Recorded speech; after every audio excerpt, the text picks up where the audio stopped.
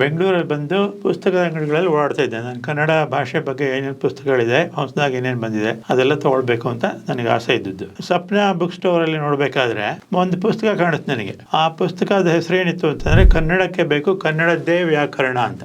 ಅದನ್ನು ನೋಡಿದ ತಕ್ಷಣ ನನಗೆ ಗೊತ್ತಾಯಿತು ಇವರೇ ನನಗೆ ಬೇಕಾಗಿರೋದು ಅಂತ. ಯಾಕಂದರೆ ಇದುವರೆಗೂ ಕನ್ನಡದ ವ್ಯಾಕರಣ ಅಂತಂದರೆ ಸಂಸ್ಕೃತದ ವ್ಯಾಕರಣನೇ ಸ್ವಲ್ಪ ಹೆಚ್ಚು ಕಡಿಮೆ ಮಾಡಿ ಕನ್ನಡಕ್ಕೆ ಫಿಟ್ ಮಾಡೋದು, ಇದೇ ಎಲ್ಲರೂ ಮಾಡ್ತಾ ಇದ್ದದ್ದು. ಇವರು ಅದನ್ನು ಅಲ್ಲ ಅಂತ ಹೇಳ್ತಾರೆ, ಕನ್ನಡಕ್ಕೆ ಕನ್ನಡದೇ ವ್ಯಾಕರಣ ಇದೆ, ಅದು ಬೇಕು ಅಂತ ಹೇಳ್ತಿದ್ದಾರೆ. ಸೊ ಆ ಪುಸ್ತಕ ನೋಡಿದ ತಕ್ಷಣ ಅವರು ಅಂತ ಇವರೇ ನನಗೆ ಬೇಕು ಅಂತ ಗೊತ್ತಾಯಿತು. ಅದಕ್ಕಿಂತ ಮುಂಚೆ ನಾನು ಮೈಸೂರಲ್ಲಿ ಕುವೆಂಪು ಅಧ್ಯಯನ ಕೇಂದ್ರ ಅಂತ ಒಂದಿದೆ, ಮೈಸೂರು ಯೂನಿವರ್ಸಿಟಿಗೆ ಸೇರಿದ್ದು. ಅಲ್ಲಿ ಹೋಗಿ ಒಂದಷ್ಟು ಜನ ಮಾತಾಡಿಸ್ಕೊಂಡು ಬಂದಿದ್ದೆ ಪ್ರೊಫೆಸರ್ಗಳನ್ನು ಈ ಭಾಷೆಯ ವಿಷಯದಲ್ಲಿ. ನನಗೆ ಬೇಕಾಗಿತ್ತು ಅಂತ ಹೇಳಿ ನನ್ನೊಂದು ಪುಸ್ತಕ ಸಂಸ್ಕೃತ ಕಡಿಮೆ ಮಾಡೋವಂಥದ್ದು ಕನ್ನಡದಲ್ಲಿ, ಅದ್ರ ಬಗ್ಗೆ ಮಾತಾಡಿಸ್ಕೊಂಡು ಬರ್ತಿದ್ದೆ ಜನಗಳನ್ನು.